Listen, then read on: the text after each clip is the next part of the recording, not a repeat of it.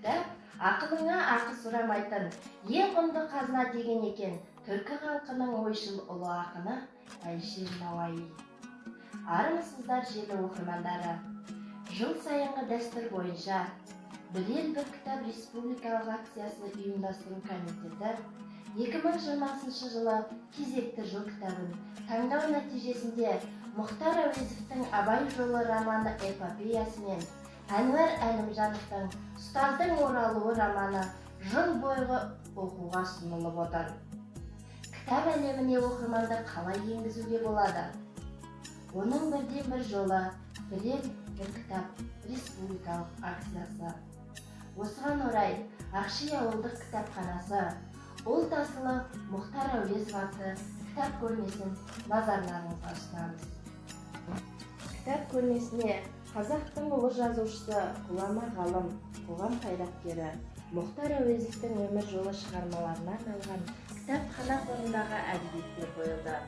Мұхтар Әуезов алаш қайраткерлерінің ішінде ұлт намысын көтергендердің бірі һәм бірегейі.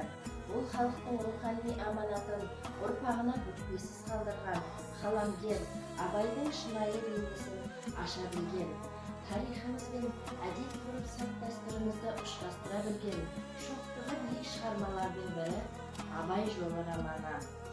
Қазақтың ұлы жазушысы Мұхтар Әуезов өзінің эпопеясы арқылы 20 ғасырдағы қазақ әдебиетіне үлкен жаңалық әкелді. Абай жолы ғасырлық туынды, төрт томдық эпопеялық көлемді роман қазақ қоғамының ғасырлық, әлеуметтік, тұрмыстық, отбасылық ғұмырын мейлінше дәл айқын бейнелейді. Мұхтар Әуезов Абайдың жеке басына түскен қиындықтан жеке бас трагедиясын, халық трагедиясын көре. Данышпан Абайдың бала, жас Абайдың хакім, дана Абайға дейінгі өмір кезеңін қамтитын бұл шығарманың қазақ әдебиетінде алар орны зор. Абай жолында қазақ қоғамының алуан түрлі топтары кең қамтылған сан қилы көрініс тапқан. Сонымен қатар романда қазақ халқының тұрмысы, ділі, жалпы дәстүрлері, жаз жайлауға көшу, аза тұту, ас беру, жұрт, болыс, сайлау, дауға билік айту, аң аулау мен табиғи көріністер көркем айшықталған.